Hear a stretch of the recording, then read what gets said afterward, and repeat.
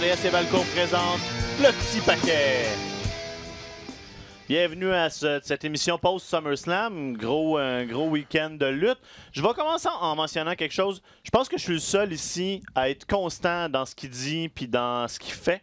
On a beaucoup parlé comment WrestleMania nous avait coûté cher, qu'on n'allait pas à Toronto parce qu'on n'avait pas les moyens.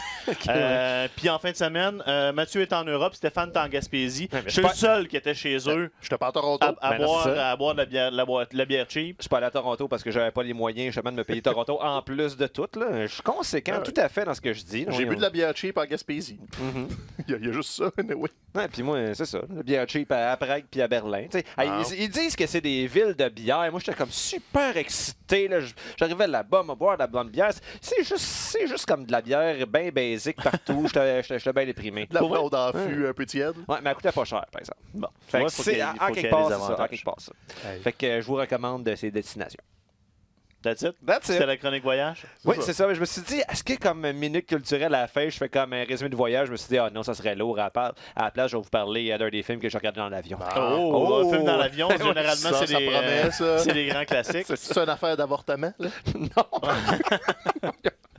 Donc, dans notre cours, même si on n'est pas allé, la WWE était là pendant 4 jours parce qu'on a fait justement de SummerSlam un de ces gros événements-là dans lequel on fait la run au complet, NXT TakeOver, un pay-per-view Raw et SmackDown. On va commencer par le pay-per-view, par SummerSlam, qui a été, je pense, dans l'ensemble, relativement un succès. Ça n'a pas été désagréable. Il y a eu des bons moments, il y a eu des moments moins forts. Principal argument pour le gala, sa longueur, pour une fois raisonnable. Quand on dit 4h30, yes, il a été court le show, c'est ça. en excluant évidemment le pré-show, parce que si on peut pas tout faire ça, mais ça crée des situations comme moi, avant de voir j'ai pas écouté le show live, je l'ai écouté le lendemain, puis en réussissant à être spoiler-free, j'étais quand même content, Bravo. mais j'avais vu un gif qui était Edge qui attaque Elias. J'étais comme, OK, on va avoir ça dans le show. Puis là, j'écoute le show. C'est pas arrivé pendant tout. J'étais comme, c'était peut-être un vieux gif. Finalement, c'était peut-être déjà... Mais non, c'était dans le pre-show. Quand même Edge surprenant dans le que pre-show. Edge soit dans le pre-show, effectivement. Mais tu sais, il y avait Trish Stratus dans le show principal. Peut-être qu'ils voulaient pas comme accorder trop d'importance aux vieux de la vieille dans leur gala principal. Goldberg. On va y aller c'est ça. différemment cette semaine parce qu'on a plein d'affaires à parler. Donc, on fera pas nécessairement match par match. Mais je veux savoir, donc, toi, Mathieu, ton point fort du pay-per-view, c'est quoi? Mon point fort du pay-per-view, ben, surprenamment, en tout cas, le premier match qui me vient en tête serait peut-être Trish Stratus contre Charlotte. Un match auquel j'avais pas du tout hâte. Et en plus, étant donné que j'étais parti en voyage, j'avais comme complètement manqué le build-up. Je sais pas à quel point ils ont développé quelque chose qui valait la peine. Et dans le gala lui-même, dans SummerSlam, c'est un des rares matchs pour lesquels on n'a pas eu droit à un vidéo package avant. Donc, j'avais l'impression que ce match-là m'était un peu parachuté hors de nulle part.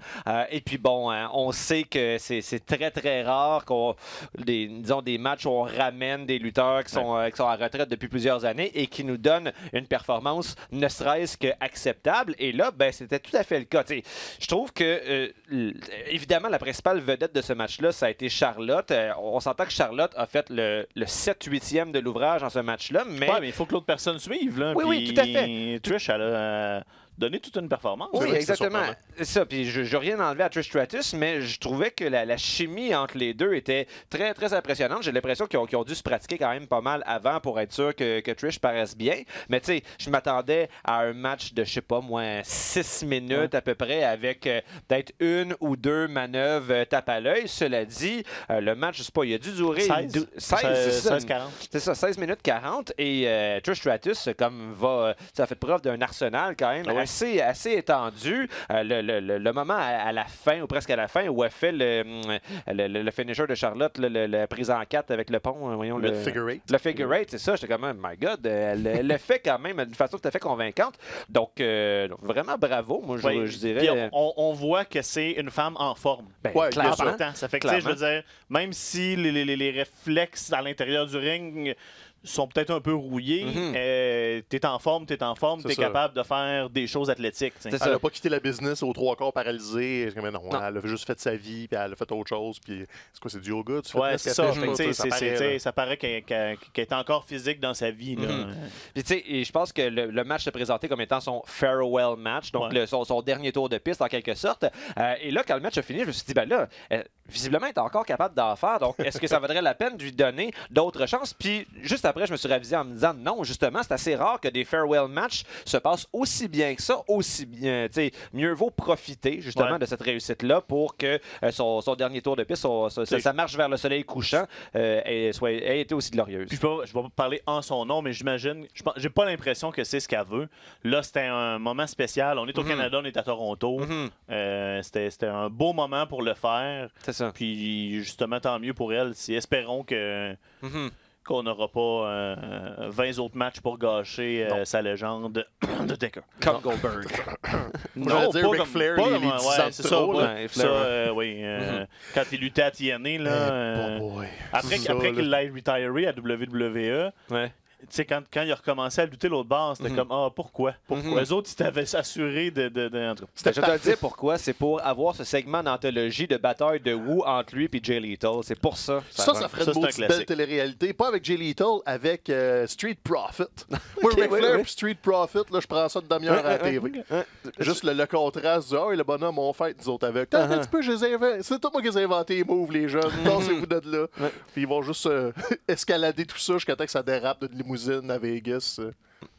Et On Street jase. Profits qui continue quand même de gravir les échelons. Tu sais, au début, j'étais pas sûr là, de leur utilisation à Raw, juste des espèces de hype man entre les segments. Ouais. Puis force est d'admettre qu'ils tirent particulièrement bien leur épingle du jeu. Je me souviens plus lequel de vous deux avait mentionné que c'était justement une des gimmicks en fait qui est destinée à encore mieux fonctionner dans le roster principal qu'à NXT. Ok, Et là, on le voit clairement. Là. Puis puis, les deux gars sont très, très, très à l'aise aussi. là. Puis Dawkins qui est toujours magané. En fait, semaine, C'est il était drôle, magané dans chaque show. C'était comme c'est tellement le party ici à Toronto que.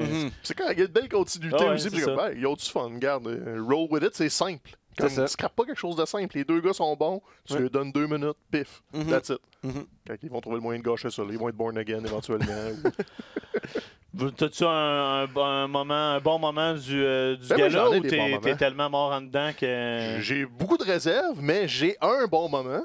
Puis on va le prendre là, parce que ça ne sera jamais aussi bon que ça. The Fiend. Oui, ben oui, c'est ça, c'est sûr. Enregistrez-le, là, c'est le sommet du Fiend. Tu penses? Il parle déjà de le scraper, là, donc c'était hallucinant. Honnêtement, là, les détails que Bray Wyatt a mis dans le ring, l'entrée, la musique, la lanterne de sa face. Wow. Tu sais, juste l'habillage était comme déjà là. Oh, OK, on est ailleurs, mais dans le ring, Bray a changé son style, a ajouté les manœuvres, il fait des références à avant, tout le temps. Fait que c'est couche par-dessus couche par-dessus couche de racontage d'histoire. Il y avait comme. C'est comme s'il avait volé le Mandible Claw de Ouais. Mankind en l'attaquant lors du Raw Reunion. Carrément. Il utilise ça comme finisher, donc beau clin d'œil aussi. Puis quand tu suis son Twitter, c'est juste ça. Il s'excuse à des gens de soit les avoir éliminés ou tassés. Puis c'est comme. Le gars, il comprend la lutte. Le Bray Wyatt, c'est pro wrestling. Mais je pense qu'il a pas passé par le filtre avant d'arriver à SummerSlam. Il avait toutes ses idées en même temps. Il a fait genre toutes les pitcher sur la table. Puis après, ils vont méditer, genre. Regarde, Puis là, tu parles- Je sais pas. Ah, Je pense que t'es. Je dirais pas de mauvaise foi, mais t'es disons, Non, ben, sévère. historiquement, il a raison. Tu sais, je veux dire, la gimmick de Bray Wyatt, à la base, ça a été. Tu sais, quand ça a commencé, c'était comme oh my god, puis après ça, on a descendu. Tu sais. Là, c'est un pas dans la bonne direction qu'on ne voit pas lundi. C'est Je ça. pense qu'on a C'est ça. besoin, on a Mardi, besoin de créer une espèce de rareté par rapport à tout ça, une espèce de il faut que ça soit spécial quand ça arrive. Il peut pas juste se pointer de même à toutes les fois. Pour ce qui est de est-ce qu'on va gâcher la gimmick? Bon, regarde, ça se peut que la lanterne disparaisse. C'est assez intense. Honnêtement, moi, j'ai 8 ans, je suis legit probablement épeurés. Ben, c'est peut-être ça qui va les couler un peu. Ben, regarde, on a eu une entrée géniale. C'est pas grave si on n'a pas ça à toutes les fois non plus d'après. Puis dans le ring, il a déjà l'air d'installer ce masque-là est en train de me rendre fou.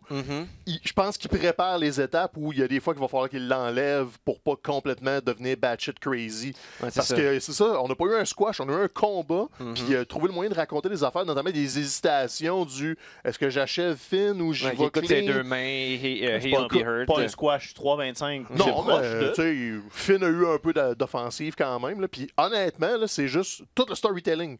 C'est de A à Z, là, c'était impeccable. J'ai rien à redire. Il y aurait un petit détail, en fait, que j'ai trouvé assez bizarre, mais étant donné que, bon, comme on l'a mentionné, il s'est approprié le Mandible Claw quelques semaines avant, c'était naturel qu'il finisse son match avec ça. Cela dit, assez tôt dans le match, il a sorti un move quand même assez troublant, à savoir casser le cou de Finn Balor. Ça, c'est vieux, ça. Ben, en tout cas, moi, ça fait quand même extrêmement longtemps que j'ai pas vu ça. En fait, j'avais jamais vu ça à la lutte du tout, et j'ai l'impression que ça devrait être un super finisher, en fait. C'est quelque chose qui fait en sorte que... Je veux dire, un lutteur qui se fait casser le cou, entre guillemets, peut pas remonter sur ses pieds 2 secondes après pour faire un coup de grâce, là, on s'entend. Là. Fait que, tu sais, il y avait jadis Randy Orton qui utilisait genre le punt kick, là. C'était son espèce de super finisher, là. Même une couche plus loin que le RKO. Ça va finir comme les Super Saiyans, il va avoir des niveaux de super extra, super finisher, extra finisher, un Uber Duper finisher. C'est avec 3 couches de tréma par-dessus. Mais c'est ça, me semble que ça fonctionne avec le personnage du film, là, ce move-là de casser le cou, mais il devrait l'utiliser en fin de match de temps en temps, et ça devrait faire en sorte que le lutteur qui reçoit la fracture de cou soit pas à TV pendant 2-3 semaines après. Ouais, c'est vraiment un callback aux années 70. C'était un move de gros méchant. Je pense qu'il jouait plus comme une torsion du cou qu'une fracture. C'est ça. Faut se donner une chance. Il ne peut pas juste tout tuer roster puis comme je suis seul. Faut se garder l'illusion que tout ça se peut. Puis pour avoir la nouvelle version de Saturn aussi, c'est vraiment catchy. Il y a encore des références. En fait, c'est sa vieille tune, mais en remix.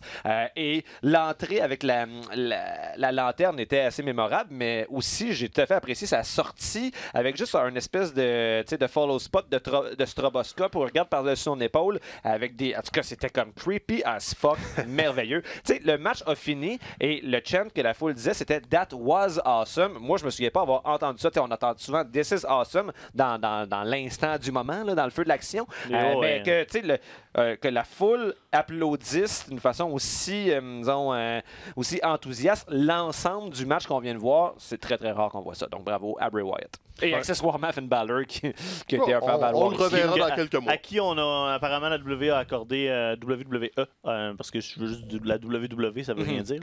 Accordé un congé, là, je pense que c'est juste pour aller se ressourcer. Je sais pas si c'était lui qui l'a demandé, mais on devrait, c'est ça exactement. On devrait le faire plus souvent. On a vu Charlotte a eu un mois off récemment. Après, c'est correct, ça prend ça. Là. Puis, et peut-être... non, on parlera pas de Raw de suite. Mais... Non, tantôt. On va tomber dans les réserves. Non, mais moi, je vais quand même donner un stamp d'approval à Seth puis à Brock. Je suis tout à fait d'accord. Qui ont donné un match plus connaître dans le main event, le meilleur que les deux ont eu ensemble. Un match qui a été construit d'une manière le fun. Moi, je l'ai apprécié, ce combat-là. Puis, au final, la victoire de Seth, c'était comme, OK, ça voulait dire que Brock, c'était juste... c'était un rerun. C'est correct aussi de le refaire pour être sûr de insister sur le fait que Seth est the guy. C'est une victoire aussi qui était propre cette fois-ci. On se souviendra qu'à WrestleMania, il avait gagné avec genre un low blow, peut-être comme 6 low blows. Là, je me souviens plus, tandis que là, c'était vraiment une victoire à l'issue d'un effort soutenu, puis de résilience et tout. C'est une histoire qu'on se fait raconter à chaque semaine à la lutte, on s'entend, mais là, c'était bien fait. Et moi, ce que j'apprécie surtout dans ce match-là, c'est, on oublie souvent à quel point c'est le fun de voir Brock Lesnar sceller de la lutte. D'habitude, c'est l'espèce de gros monstre invincible. Et peut-être, justement, étant donné qu'on est tellement habitué de le voir comme être invincible, quand on le voit être sonné, je trouve que ça a comme tellement de poids. Et ça a fait en sorte que, dès le début du match, là, quand même, le match assez tôt... il y avait de l'action et des choses qui se passaient, je me suis senti investi plus que ce à quoi je m'attendais. Puis prendre un stomp, kick out à 1, mais d'être quand même comme what the fuck je suis où, tu sais. Honnêtement, je pense que c'était mon combat préféré de la soirée. Moi, je pense que c'était le film, c'était mon moment, mais le combat, c'était 3 minutes, là, un moment donné. Mais côté, là, d'un bout à l'autre, avec un bon storytelling, c'était un bon main event de SummerSlam. C'est ça. Puis le combat Charlotte puis Trish qui était le deuxième meilleur combat de la soirée. Je pense que oui. C'est ce qui est quand même surprenant de la part d'une... Quand tu dis que dans ce combat-là, t'as une fille qui est pas active sur le roster. C'est ça, chapeau à tout ce qu'on a fait. Il y a eu à tout ce qu'elles ont fait. Il y a eu du stock un peu moins bon. Je vais te laisser, Stéphane, ta déception de la soirée, c'est quoi? Moi, je pense que c'est la vibe overall de SummerSlam. Tu sais, j'avais pas l'impression de regarder SummerSlam. J'avais l'impression de regarder un pay-per-view de la WWE comme avec de la bonne lutte, mais il n'y a pas eu de gros storytelling qui a abouti. Tu sais, c'était une soirée, puis dans 2 semaines, ça va être... Même là, c'est quasiment déjà tout oublié. Donc, c'était une bonne soirée de lutte, mais c'était pas SummerSlam. C'était genre... Il me manquait le petit oomph de... Il te manquait 1h30 de lutte, je pense que c'est ça que tu as essayé de dire. Non, il manquait une construction narrative. Tu sais, Orton, Kofi, c'était le début de quelque chose. KO, Shane, c'était encore le début de quelque chose. Tu sais, on a reroulé Mania. Dans les dernières années, on a beaucoup dit que SummerSlam devenait un peu... C'est que WrestleMania était le WrestleMania pour le grand public at large, puis que souvent SummerSlam servait un peu de WrestleMania pour les hardcore fans. Puis là, c'est vrai qu'il n'y a pas eu de ces moments-là. Non, c'est ça. T'sais, tout ce qui est Reigns, Bryan et tout ça, c'était quasiment des segments télé. SummerSlam a été utilisé comme un point de transition pour plein d'histoires, puis une finalité pour Seth Brock, mais c'était la main, tu sais. C'était une reprise. Fait que t'es comme, ouais, je comprends. Je comprends ce que tu dis comme critique du pay-per-view en tant que tel, sauf que je pense que ça, c'est arrivé, entre autres, à cause de justement d'un peu une transition dans la manière de booker les choses qui est, à mon avis, positive. Tu sais, d'arriver la semaine avant SummerSlam puis de décider, OK, Reigns, Bryan, on n'est pas prêt, on n'est pas rendu, ben, ils s'affronteront pas à SummerSlam, on va continuer de prendre notre temps et l'établir. J'aime ça qu'on fasse ça plutôt que de tout garrocher. Beaucoup de gros noms pas sur la carte. On n'a rien pour Braun. Braun n'est pas sur le show, c'est pas grave. Ouais, non, ça, c'est vrai que c'est parfait. Puis ça permet de puncher lundi quand il... le pre-show, c'était quoi les matchs? Goulag a battu Orkin pour la Cruiserweight. Buddy Murphy a battu Apollo Crews par disqualification. C'est un prétexte pour impliquer Rowan dans le segment. McIntyre, t'es-tu là? Puis Bliss puis Cross ont défendu contre les Iconics. McIntyre aussi, pas le show. Donc, c'est ça. Il y avait beaucoup de combats, mais il y a beaucoup d'absents. C'est correct. C'est correct, ça en prend, ça, parce que sinon, quand tu essaies de mettre tout le monde, c'est pour ça qu'on a des astuces shows de 8 heures de temps. Mais dans tes absents, tu n'as pas de championnat intercontinental, notamment. Il y a des absents étranges. Il n'y a pas eu de match par équipe. On n'a pas vu Shinsuke depuis je sais pas combien de temps. On l'a vu sur Twitter. Champion intercontinental. Ouais, c'est ça. Donc, tu sais, c'est ça. C'était une bonne soirée de lutte, mais c'est pour être le 2e ou 3e plus gros pay-per-view de l'année. Il manquait le petit oomph. C'est une fin de semaine de 4 jours. C'est pas un party de lutte. C'est comme... mais moi, on s'en reparle en septembre, puis on se souviendra pas de grand-chose. Surtout qu'on va avoir eu Randy Orton Kofi 2, Ricochet AJ 63. Ça va tout être de la redite rendu là. Toi, Mathieu? Moment décevant, je sais pas. Moi, j'ai fini le gala avec une impression globalement positive. Je sais pas, tu as la liste moi des... aussi, mais ma déception du show, c'est AJ puis Ricochet. On l'avait trop vu. On a trop vu, puis que c'était comme... J'ai pas trop. Ils n'ont pas brisé la baraque. C'était comme OK, c'était un match de lutte. Puis il faut dire, une affaire qui est arrivée. Moi, Goldberg, Dolph, c'était le fun. Goldberg est over. Ça fonctionne, il n'y a pas de doute. Dans ce rôle-là, je pense que ça risque de réarriver. Le problème, c'est un peu le placement sur la carte, je pense. Parce que la foule pour les 2 prochains combats, le match des États-Unis justement entre AJ puis Ricochet, puis l'affrontement de Bayley puis Ember Moon, la foule avait comme pas d'intérêt pendant tout. Là. Non, pas tout, ça a pris KO pour un peu réveiller la foule. C'était un bon move de partir avec Becky contre Natalia. Par contre, ça a comme kické le monde vraiment à bonne place parce qu'ils ont donné un bon show. C'était pas mémorable. C'était un bon starter. Je pense qu'on a vu aussi que la WWE surestimait la capacité à Natalia à être over basée sur le simple fait qu'elle est canadienne. C'est pas suffisant. T'sais, la foule n'est pas automatiquement derrière elle. Et on l'a vu aussi le lendemain à Raw. On y reviendra plus tard. On peut y aller là. Ben, donc c'est ça. Go, alors Sasha Banks qui revient, moment clé du lundi soir. Et enfin, non seulement elle revient, mais elle revient en méchante, chose qu'on espérait depuis 4 ans, depuis NXT. En fait, elle avait jamais été méchante dans le roster principal, puis c'est ce qui faisait la force de son personnage à NXT. Elle était comme une bonne espèce de bitch arrogante, vraiment désagréable, une bonne antagoniste. Et là, elle avait justement une rivalité contre Becky Lynch avant d'avoir sa rivalité classique avec Bayley à NXT. Et là, on s'enligne pour retrouver ça. Tant mieux. Et justement, pour revenir à Natalia, je pense que du côté de la WWE, on s'imaginait que lorsque la foule verrait Sasha Banks s'attaquer à Natalia, la hometown queen ou home country queen, ça allait créer du heat. Mais non, la foule criait « Thank you Sasha, de nous débarrasser de Natalia ». Ça a plus ou moins marché, mais cela dit, lorsque Becky Lynch est arrivée, elle a mangé à peu près une 75aine de coups de chaise dans le dos. Ça a contribué à donner du hit à Sasha. Donc, un retour / heel turn parfaitement exécuté. Ça va faire du bien de la retrouver. Puis, justement, la division féminine de Raw avait besoin d'un personnage fort comme Sasha Banks, que j'ai toujours considéré comme étant une main eventeuse. On lui a jamais trop donné sa chance. À chaque fois qu'on lui donnait sa chance, on lui retirait le lendemain. Là, espérons que sa pause à peu près 6 mois lui fasse du bien puis qu'on revienne en ligne avec elle. Ah non, puis Becky a besoin d'une antagoniste. Là, elle sort d'un 4 mois pénible. Là, je suis comme, OK, là, on relance de domaine comme faut avec une vraie antagoniste. Ça a l'air que le bleu, c'est la couleur des méchantes. Peut-être. C'était un reveal. Là, comme j'ai plus les cheveux mauves, j'ai les cheveux bleus. Les gens, je suis pas fine. Je savais pas ça que le bleu, c'était pas fin. Mais, tu sais, c'était quand même... Avec le recul, là, les 4 jours de lutte, c'était la seule surprise. Ils n'ont pas utilisé le tremplin de SummerSlam, Ross McDonald à Toronto pour faire des NXT call-up ou peu importe. Il y a juste Sasha qui est revenu, puis The Fiend qu'on a enfin vu, mais il était attendu. Puis je pense que ça fait du bien.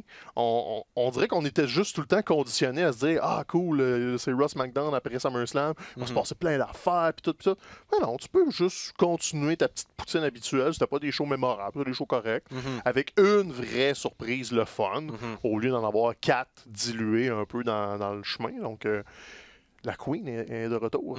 J'ai toujours beaucoup aimé Sasha Banks. La boss. La boss. Puis, tu dis, par rapport au possible call-up de NXT, je pense aussi que notre perspective par rapport au call-up a changé dans les dernières années. On voit, il y a de cela quelques années, on avait donc hâte de voir les lutteurs qu'on aimait de NXT passer à l'étape supérieure, mais étant donné qu'il y a tellement de situations où ça a mal fonctionné en bout de ligne, je pense qu'on en vient presque à espérer que les bons lutteurs à NXT restent à NXT puis contribuent à la force de cette brand-là. Ouais, surtout avec encore un gros takeover qu'on va parler tantôt. Donc, tu sais, c'est ça, le moment fort, Sasha est revenu.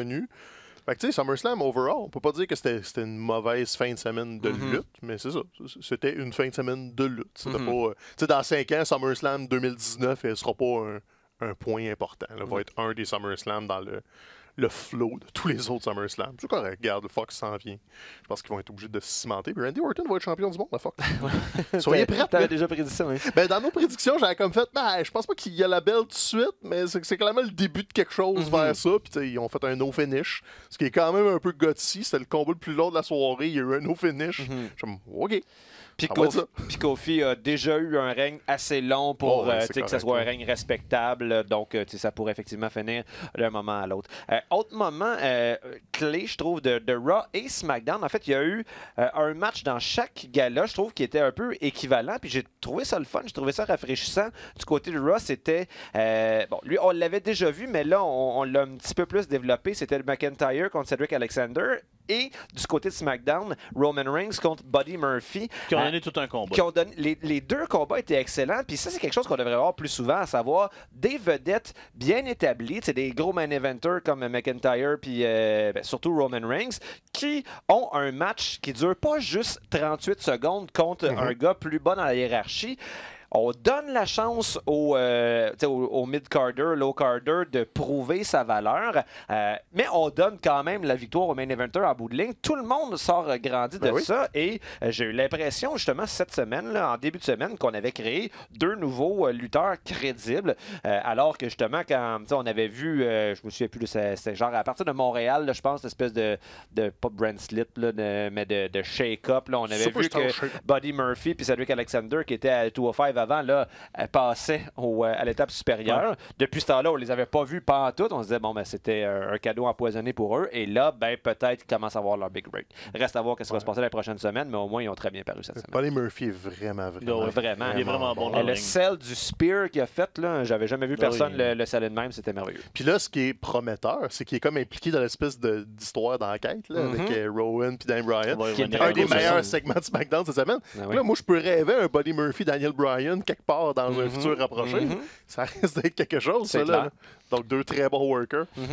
Avant d'aller là, mini parenthèse, Tim Fournier, d'habitude à la console, est super tête. Puis là, ça fait 2 minutes que je cherche une info sur mon ordi, puis il n'a jamais coté close à vous autres pour me cacher. Ça fait que... Non. So aujourd'hui, mon Tim. Ah, c'est ça. On est sur le bord de tomber en vacances, fait qu'on arrête de se forcer. Ça paraît. Grosse annonce, là. Retour du King of the Ring. Ah oui, c'est vrai. On a commencé à en parler à Raw. Je peux vous faire une liste potentielle de qui va être dedans parce que c'est pas tout annoncé. Non, Raw, c'est annoncé. Miz, Ricochet, Cedric Alexander, Drew McIntyre, Cesaro, Baron Corbin, Sami Zayn, Samoa Joe. Ce qui est comme, tu sais. Puis du côté de SmackDown, Elias, KO, Chad Gable, yes sir, Andrade, Sheldon, Benjamin, Buddy Murphy, Ali puis Apollo Crews. Il y a... As-tu d'autres Sheldon? Non, c'est assez. Beaucoup de lutteurs qu'on... Tu sais, je veux dire, c'est un beau bracket. C'est un beau tournoi, là, si on donne le temps puis le ouais, puis à 8 de chaque part, tu peux faire ça au moins 2-3 semaines avec une finale au prochain pay-per-view. Je pense que ça a déjà été annoncé, en fait, que la finale c'est Clash, lieu, le prochain. C'est de même qu'il avait fait là, les dernières éditions un peu plus brochées à fond. Là, Booker T, notamment, quand elle l'avait gagné. C'était ça. C'était un tournoi SmackDown en 2-3 semaines. Puis je pense que c'était Judgment Day ou un peu vu comme ça. Ils ont squeezé la finale là-dedans. Puis regarde, why not? Il y en a qui ont réussi à tirer leur épingle du jeu. Ça dépend toujours du lutteur qui gagne. King Barrett, le plus mémorable. Moi, j'avais pas dit ça. Le dernier roi du ring chronologiquement. C'est juste qu'il est enterré dans League of Nations après. C'est ça. Moi, j'aime pas quand on se sent obligé de leur donner une gimmick de roi après avoir gagné. Tu sais, je veux dire, il y a eu des moments dans l'histoire où ça fitait puis c'était correct. Non, c'est ça. Mais tu sais, Steve Austin ne se serait pas pointé King Austin après avoir gagné. C'était juste, j'ai gagné, je suis le King of the Ring, that's it, that's all. Austin est un des rares qui a même pas jamais porté la couronne. Il l'a gagné, il a fait son shoot sur Jake Roberts, il a jamais touché au trône à la couronne pour 7. La merde, pourquoi je prendrais ça? Tandis qu'il existe des photos de genre Triple H avec la couronne, Kurt Angle a eu le All Gear, elle faisait son entrée avec la couronne beaucoup trop grosse pour sa tête. C'était très drôle. Juste ça au moins, tu sais. C'est ça, mais c'est vraiment Booker le prix, lui, puis il a runné avec. C'est ça. Sheamus a essayé, c'était laborieux au mieux. Puis Barrett, moi je trouvais ça un peu divertissant, mais c'était pas non plus, c'était du mid-card. Personne ne voyait Wade Barrett à ce moment-là dans sa carrière. Le post-Nexus, c'était fini. Parce qu'on a gâché le SummerSlam du Nexus. Là. C'est ça, là. Sinon, en tout cas, Seigneur. C'était une discussion pour une autre journée. Non, on en a 16. Puis, sérieusement, tu sais, KO gagnera sûrement pas ça parce que Shane McMahon, visiblement, est encore à la télé. La réaction de KO quand la musique de Shane est partie représentait vraiment ce que tout le monde pense et comment tout le monde se sent par rapport à Shane McMahon. C'est comme, you've got to be kidding me. T'es encore là. Puis là, on tombe dans le niaisage des amendes.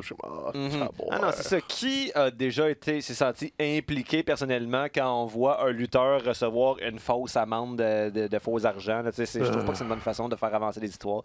Mais bon, 100 000 $, beaucoup d'argent.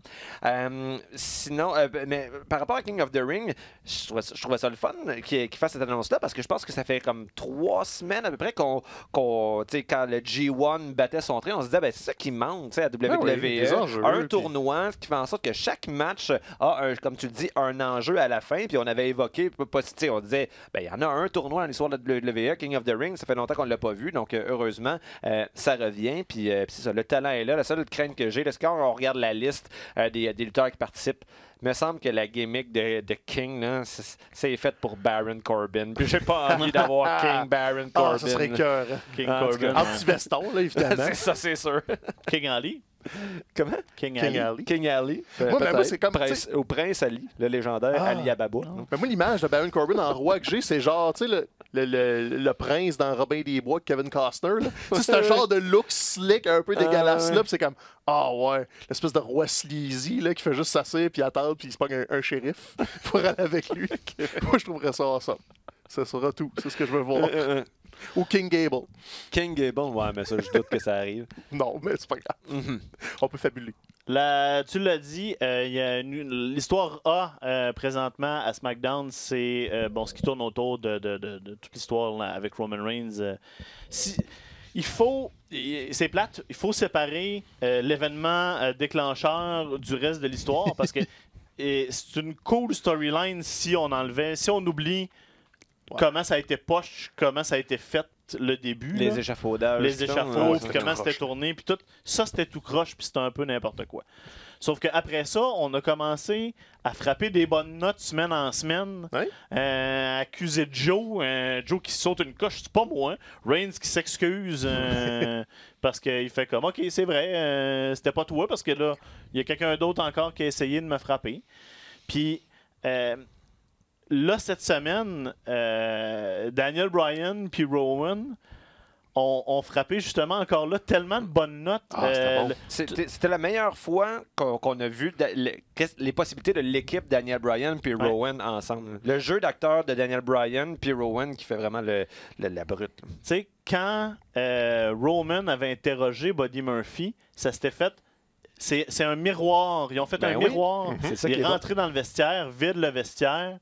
Il va chercher une confession en utilisant un petit peu de violence. T'sais. Là, Daniel Bryan lui a reproché ça. Puis après ça, il est allé faire pire. C'était parfait. Là. Alors, Bryan look bien. Même Roman, honnêtement, je trouve qu'il sort bien de ça. Je suis d'accord. Il fait pas trop cartoon gentil. Il y a un peu de nuance dans ce qu'il fait. Mais Daniel, là, comme... Il a juste monté d'une coche encore. C'est plus juste le champion de la Terre. C'est juste comme... Il est complètement off the road. Là. Il a perdu son chemin. Il est plus là. C'est cœur ce qu'il fait. Puis, SmackDown qui finit pas avec genre le gagnant du match principal qui lève les bras avec le logo, qui finit avec un petit segment justement backstage et un cliffhanger. On va vous révéler la semaine prochaine justement qui est l'attaquant mystérieux. C'est pas grand chose, c'est un petit détail, mais ça nous motive un petit peu plus. On l'aurait écouté anyway SmackDown, là, on se contera pas d'histoire, mais je trouve que c'est bien fait des cliffhangers à la lutte. Il semble que quand j'écoutais l'Air Attitude quand j'étais plus jeune, il y en avait plus souvent, puis ça rendait le programme plus excitant. Donc là, on semble, en tout cas cette semaine, revenir dans cette direction-là. Bonne décision. C'est correct de le considérer comme une émission de télé aussi. C'est pas juste de la lutte. Ben, c'est ça. Tu as 2 heures de télé, fais de la télé avec. Fais des histoires, puis utilise ton médium. Là. Ce qui n'est pas une mauvaise idée. Fait que tout thumbs up pour cette histoire-là. Puis on a hâte de voir la suite. Puis éventuellement, ça devrait mener à Roman contre Daniel. Là. Fait que c'est un win. Ce qui est alléchant. Exactement. Samedi, je pense qu'on a fait le tour Raw et SmackDown, à moins que vous ayez autre chose à mentionner. C'est pas mal l'essentiel de ce que j'avais à dire. C'était des shows normales. Là. Quelques petites affaires. Le thème, t'es pas obligé d'over, découper. Juste c'est ça, exactement. Okay. Samedi, c'était NXT TakeOver. Excellent. Encore une fois, excellent gala. Défense un peu surprise de Street Profit pour les ceintures par équipe. Aucun changement de titre, ça fait du bien, je trouve. Ils ont donné un bon show, Street Profit. Dans le ring, on les connaît moins. Puis Undisputed Era, c'est toujours une bonne idée. Je pense que tu pars le gala avec le championnat tag team. Ils donnent un... C'était pas anthologique, c'est pas le meilleur combat tag team de l'année, mais ça part. Ça, c'est chapeau de roue. C'est ça, je pense qu'on est bien, on est rentré dans ce pattern-là où c'est ça qui part la soirée. Puis c'est un match efficace, un match... on va revenir au main event à la fin. Moi, le combat que j'ai préféré, au-delà à part le main event, c'est l'affrontement de Candice LeRae puis Io Shirai. Pardon. Shirai. Hot Fire en heel, Io, là, c'est... Io a trouvé son X, puis enfin, on donne du jus à Candice LeRae. Parce que n'importe qui l'a vu sur la scène indépendante sait que Candice, elle sell, elle bump, elle sait ce qu'elle fait dans un ring, mais à NXT, elle n'a jamais eu cette chance-là, à part un petit peu dans les Mae Young Classics. Quand elle a pris le bump sur la table, la réaction des gens qui ne l'ont jamais vu à l'extérieur de NXT, c'est comme « Wow, quel petit bump! » Puis n'importe qui l'a déjà vu, c'est comme « Oh, vous avez rien vu encore! » Ça n'est qu'un début, puis enfin, ils ont eu un bon 15 minutes, puis sérieusement... de l'action, là.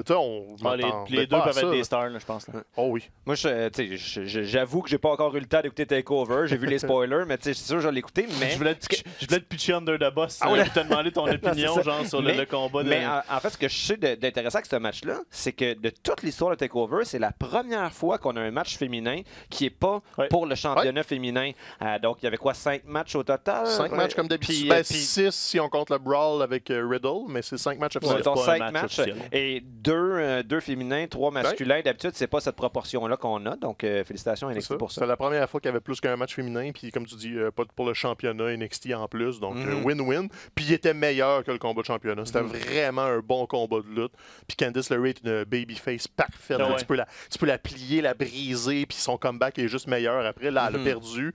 Mais le jour où ils vont utiliser le comeback, là, c'est comme non. Puis là, on a besoin de mettre du temps pour établir la division féminine dans NXT, parce que là, présentement, elle est un peu faible.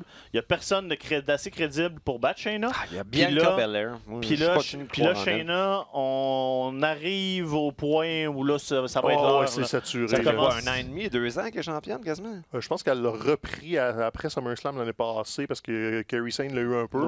Mais elle était on and off. Puis il me semble qu'elle a mis son pied dessus depuis... On va être dû pour passer à autre chose. Ouais, puis c'était décevant, parce que Mia Yim... T'sais, on la connaît pas beaucoup NXT, mais elle connaît beaucoup Shayna Baszler. Je m'attendais à une chimie entre les deux. Pis non, c'était pas ça. C'était bizarre. C'était pas un C'était de loin mon moins bon combat de la soirée. Toi, c'est quoi ton moins bon combat, Mathieu? Je sais pas, mon Aperol Spritz sur la terrasse, qu'il y avait un petit peu trop de soda dedans. Bon, ça y est. Bon, Adam Cole, Johnny Gargano, 2 out of 3 falls. Garde. Je sais pas quoi dire. C'était pas mon préféré des 3, mais garde.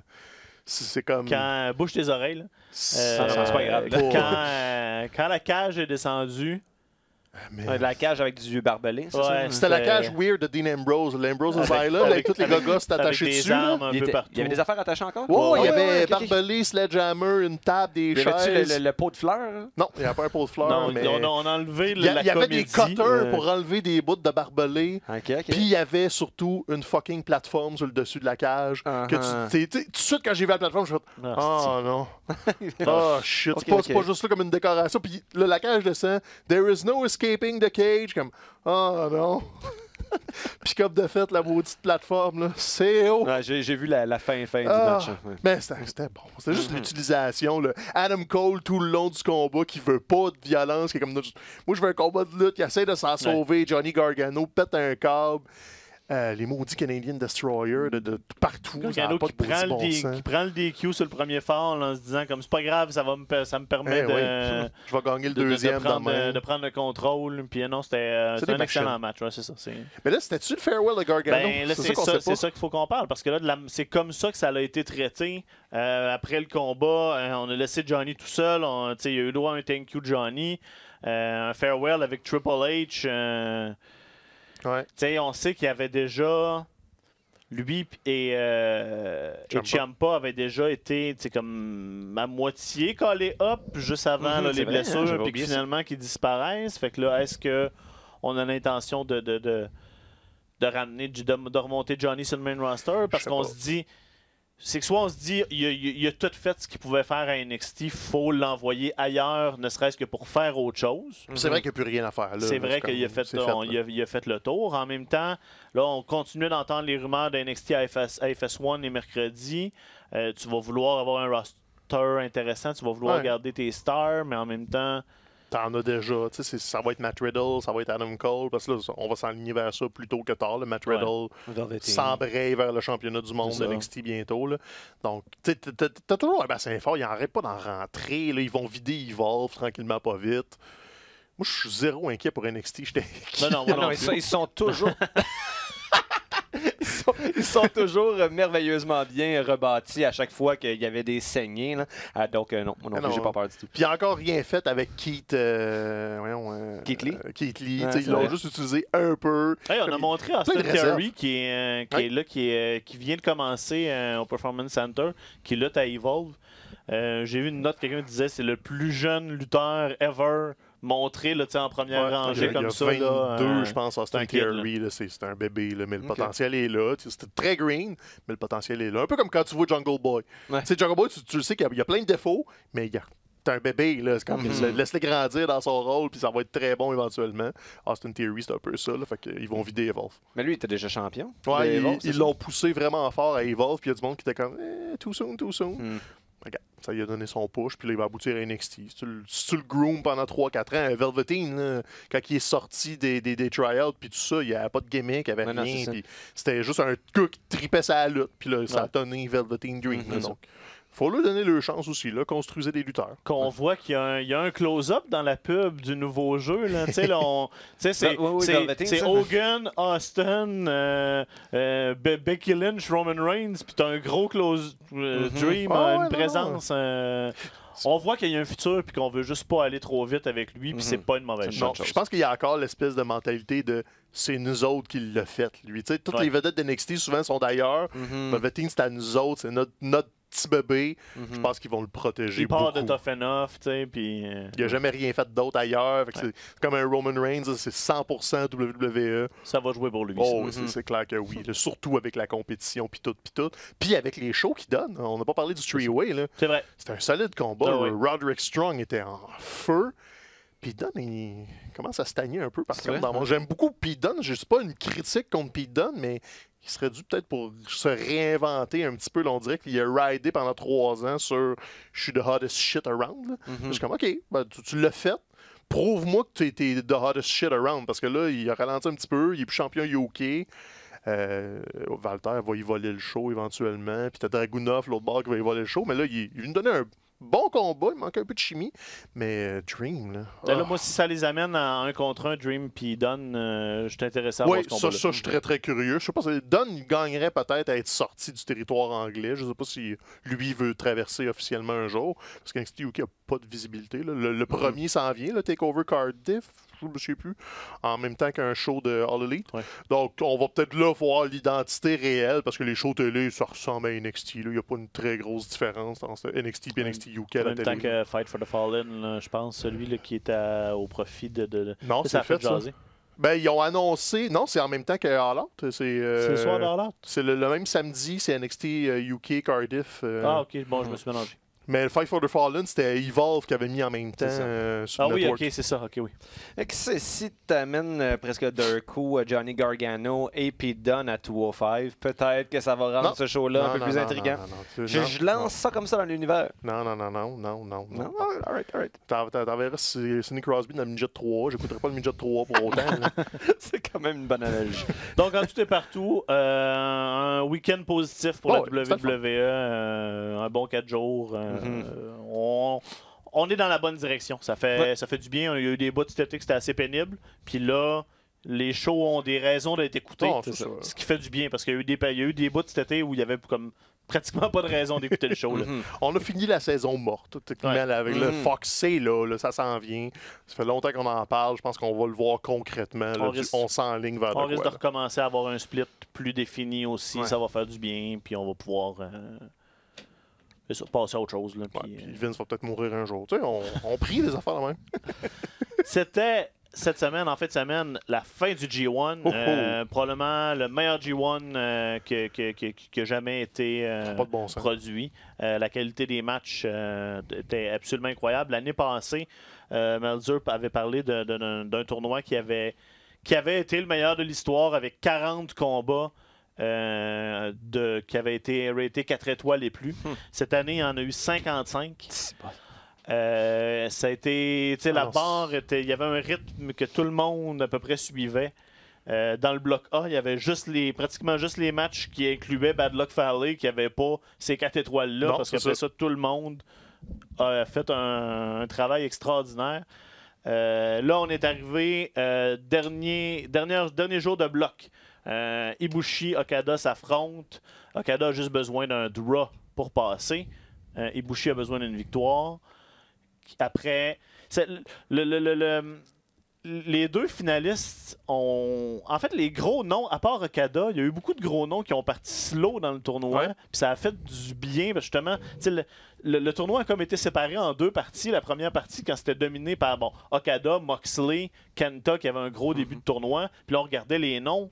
Les Jay White, les Naito, les Ibushi qui étaient comme « Wow, qu'est-ce qui se passe? » Puis là, après ça, on les a ramenés dans la deuxième partie. C'est la beauté d'un mois de lutte. Exactement. Ça a été bien bâti. Puis là, finalement, c'était bon.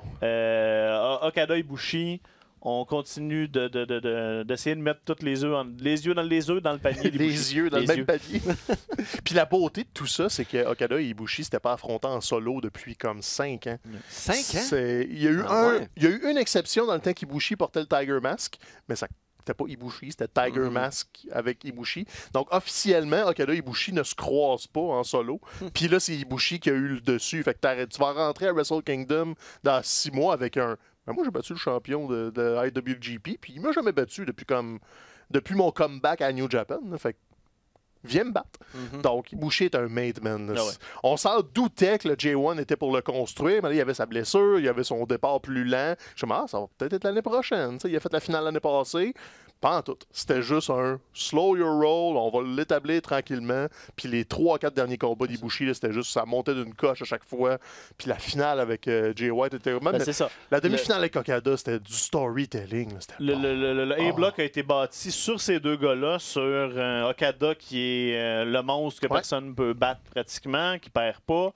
Puis Ibushi, qui est la jeune star montante. De l'autre côté... Il n'est pas comme 36 ans. Ouais, mais il est comme jeune. C'est ça, des fois, il faut utiliser des guillemets dans le monde de la lutte. Là. Il est plus vieux qu'Okada, effectivement. Bloc B, dernier jour, on arrive dans une situation où 5 lutteurs sont à égalité à 10 points, à 5-3. Donc, tout pouvait arriver. Là, dans les 2 premiers combats dans la carte, on a enlevé des pièces. Puis on est arrivé dans une finale entre Jay White et Tetsuya Naito pour une place en finale. Jay White l'a remporté. Puis là, a affronté Ibushi dans ce que moi, je considère probablement... J'ai pas vu tous les combats du tournoi, là, mais le combat de la finale, je l'ai adoré. C'est probablement un de mes matchs japonais qui inclut pas Okada ou Omega préférés depuis 3 ans. C'est la beauté du booking du G1 de cette année, c'est que là, tu prépares les prochains. Tanahashi a eu son pire tournoi depuis comme 10 ans. Première ou à fois peu qu'il près. finit sous 500 depuis 2008. Donc, tu sais, t'es là, on a besoin d'un nouveau Big Five, puis ça va être Ibushi, ça va être Jay White, et cette finale-là, c'est comme... Oh, Jay White, j'étais toujours un peu... C'est parce qu'on l'a comme vu à ROH quand il était en excursion. Fait que, tu sais, on a trop eu une progression de Jay White, mais la New Japan le voit dans sa soupe depuis 2 ans. Puis là, je pense que je viens de comprendre pourquoi. Tu sais, il y avait eu un push, il y a eu le championnat, il a battu Okada. Tu sais, comme, OK, il y a quelque chose. Mais on disait tout le temps de Jay White, c'est un général du ring. Puis comme, ouais, mais je le vois pas, ça, parce qu'il se bat contre Okada, puis c'est Okada qui lead le show. Sauf que là, il arrive avec Ibushi, et le storytelling était impeccable. Même contre Naito, les renversements et tout ça, c'était comme... Ça sort de où tout ça? Tu sais, j'en ai vu de la lutte dans ma vie. Là, c'est comme, tu trouves le moyen d'aller chercher des petites subtilités, des manœuvres, un petit reverse, juste la façon de glisser en arrière du gars pour aller chercher une souplesse. C'est comme, ça sort de où tout ça? Ces gars-là sont fous raides. Je sais pas combien de temps ils passent à juste, OK, on va faire ça, on va faire ça, on va faire ça. On se garde ces moves-là, parce que c'est ça qui arrive. T'as le J1, t'as 1 mois de tournoi avec des combats de fous, puis il arrive en finale, puis c'est comme, voyons, t'avais tout ça en réserve, comme ça. Que c'est ça? C'est un puits sans fond de talent, puis d'innovation, puis de manœuvres casse-cou. Ça vient avec aussi. Là. Des fois, tu crispes un peu les épaules en regardant ta télé. Ibushi a souvent tendance à se mettre en danger. Jay White est plus safe normalement, mais là, il est allé all-in, puis j'y ai cru qu'elle allait le battre, Ibushi. Il y a eu un moment, j'étais comme, ils vont faire 2 finales d'Ibushi, puis juste le geler là encore 1 an, puis le comeback était juste plus glorieux encore, puis là, Ibushi est un made man. C'est l'étoile filante. C'est normal d'y croire, parce que Jay White a déjà été champion à IWGP, donc ça serait crédible qu'il le devienne. Un détail qui a enhancé, je ne sais pas comment amélioré le combat, c'est un angle qui est arrivé plus tôt sur la carte. Il y avait un combat tag team un peu garroché entre... c'était les comment ils s'appellent ensemble en équipe, les Guerrillas of Destiny là, Tonga puis Loa, qui affrontaient Kenta et c'était Ishii. Kenta a... tu sais, on en a parlé déjà, le Japon, la foule japonaise réagissait pas positivement à Kenta, malgré son association avec Shibata. Là, il a complètement viré heel. Il a refusé de participer au combat avant de se retourner contre Ishii, de joindre le Bullet Club. Là, moment assez incroyable. Shibata s'est pointé pour venir crisser une volée. Shibata qui a failli mourir dans le ring il y a 2 ans. Ouais. Donc, on s'attendait pas à ça, personne. Ça a été surprenant de le voir être physique comme ça. Puis on finit en plus avec l'image extrêmement forte après qu'on ait repris le contrôle le Bullet Club ait repris le contrôle sur Shibata. Kenta qui s'assit en indien sur le chest de Shibata. C'était une assez belle image. En se faisant les moves de Too Sweet avec les gars. Pour ceux qui connaissent un peu moins tout ça, là, souvenez-vous, là, quand Daniel Bryan a annoncé qu'il revenait, là, les premiers coups qu'il a mangés, on était comme tout un peu il va se faire une autre commotion. Mais Shibata, c'est ça x5. Parce qu'on a passé proche de le voir mourir dans le ring, puis on savait pas qu'il allait revenir. Il n'y a pas eu de conférence de presse, il n'y a pas eu d'annonce que Shibata a le droit. Fait que, à chaque fois qu'on le voyait, on assumait il est juste en coulisses, il va pas prendre de coups, c'est un manager, point barre. Puis là, tu le vois rentrer dans le ring comme une fusée. Il a hésité à peu près 3 secondes, puis il s'est mis à distribuer des coups de pied et des coups d'avant-bras stiff. C'est comme, oh, Shibata, mais personne ne le touchait. C'est comme, OK, ben, il est peut-être juste... Il a eu le droit de bouger, mais personne ne le touche, jusqu'à un coup de kendo stick dans le dos, puis là, tout a déraillé, puis c'est comme... fait que tout ce moment-là, t'étais juste... Moi, normalement, que t'es familier, le heel turn était efficace, même sans ça, mais là, c'était juste comme... non, ils vont pas faire ça, les salles, puis là, Kenta est un main man. On se demandait s'il allait rester à la New Japan. C'est confirmé. C'est excellent pour donner du hit au Bullet Club. Ben oui. Puis exactement. Puis là, ça fait que Jay White rentre pour le match de finale, accompagné du Bullet Club. Toute la gang est là. Ils sont 100% heal, ils sont méchants. C'est plus le Bullet Club... cool. On est revenu au règne des J-Stars, comme exactement. La gang. Puis il y a une shot juste avant le début du combat, quand tout le Bullet Club est autour de son coin. Puis, tu sais, White est comme penché là, en train de se préparer là, avant le début du combat. Là, puis la shot est malade. Là, c'est comme, tu sais, moi, je suis dangereux par moi-même. Puis regarde le backup en arrière. On a incorporé ça au combat. On a expulsé tout le Bullet Club, sauf Gedo, qui éventuellement a été expulsé, mais qui est revenu. Tu sais, ça a été... juste un succès sur toute la ligne pour moi, ce combat-là puis cet angle-là. Puis tout le J1, parce que là, on installe l'automne. Veut pas Moxley, il fallait le couler un petit peu. T'sais, il est encore champion des États-Unis, il va probablement la reperdre contre Juice et s'en aller à All Elite de façon plus permanente. Et un autre truc qu'il fallait établir, qu'on avait tassé pour un mois, mais là, c'est revenu à vitesse grand V. Pourquoi Minoru Suzuki n'était pas dans le tournoi? Ben, il nous l'a dit pourquoi il était pas dans le tournoi, puis il est en 5e tabarnak, parce qu'il a rincé Okada là, dans un match par équipe, puis il a mis ça clair que non, je le prends pas, votre affaire de pas me mettre dans ce tournoi-là, puis c'est moi le prochain challenger d'Okada. Et une volée là, en bonne et due forme avec Suzuki-gun autour, puis c'est comme, OK, on n'avait pas besoin pour un mois, là, on ramène notre méchant hors Bullet Club pour mettre la merde un peu.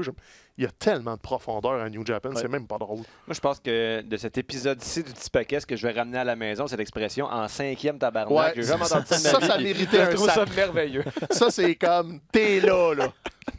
Fait que si vous avez du temps, là, allez-y regarder les combats du G1 de cette année. Il y a des listes là, qui sont sorties des meilleurs combats du tournoi. Là, puis, ou ça, juste toute la dernière journée. Toute la journée de la finale, même les combats par équipe à cause du build-up de tout. C'est un bon 4 heures de lutte. C'est fun. Ça vaut la peine. Hein, ça vaut-tu la peine ou ça vaut pas la peine? Qu'est-ce que t'as écouté dans l'avion, Mathieu? OK, je me suis fait un triple programme parce que c'est long, pareil. C'est combien d'heures de vol? C'était 8 heures à partir de Francfort, Vienne, Francfort. Okay. C'est ça. Fait que Spider-Man, tu sais, en animation, là, qui oui, le Multiverse.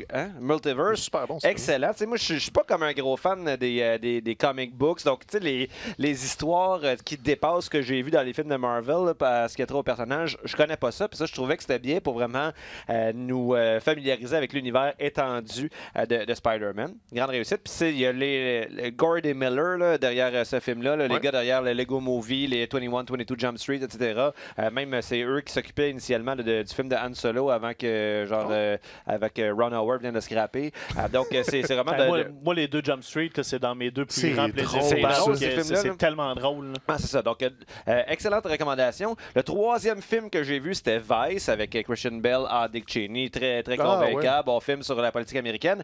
Et qu'est-ce que je me suis gardé pour le milieu? Un film que je croyais ne jamais voir. Fighting with My Family. L'histoire de Paige avec The Rock. Donc, on parle de lutte. Quand même, c'est précisément le film auquel on est en droit de s'attendre. C'est un film, je pense, qui est fait surtout pour les non-fans de lutte, pour essayer de leur montrer à quel point la lutte, ça peut être intéressant. Puis oui, c'est arrangé, mais il y a quand même beaucoup de travail derrière. Puis les lutteurs méritent d'être respectés pour cette raison-là. Donc, j'ai trouvé ça quand même bien réussi. Ma blonde a pleuré à la fin quand elle a vu Paige gagner le championnat. Je pense pas que un non-fan de lutte pourrait brailler en voyant Paige gagner le championnat à la fin, mais ça a fonctionné pour Amélie. Et seul défaut de ce film-là, on a fait comme si sa run comme championne NXT n'avait jamais existé. Alors, je trouvais que c'était problématique. Bon. Mais sinon, un film à regarder dans l'avion, moi, je vous dirais, si vous ne voulez pas le louer au club vidéo, anyway, les clubs vidéo, ça n'existait pas, achetez-vous un billet d'avion. 800$, écoutez ça dans les airs, ça va être la bonne excellent place. prétexte. Le petit paquet, le seul endroit où vous pouvez avoir les reviews des films qui touchent à la lutte 3 mois après. Si vous voulez, c'est ici que ça se passe. Ça, la semaine prochaine, on fait Beyond the Mat. Exactement. Continuez de nous écouter sur iHeartRadio. iHeartRadio, Tim, merci. Ça. Puis sur toutes les plateformes, on est sur Facebook, on est sur Speaker, on est un peu partout. Merci de continuer d'être là toutes les semaines. Puis à la semaine prochaine. Les vacances sont finies, là, on va être là. C'est ça. C'est fini. That's it. Ciao. Tourlou, là.